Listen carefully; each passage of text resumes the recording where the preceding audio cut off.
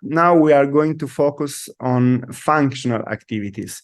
So what we can expect when one of our patients move to bite something or to eat something is that our prostheses are not in contact.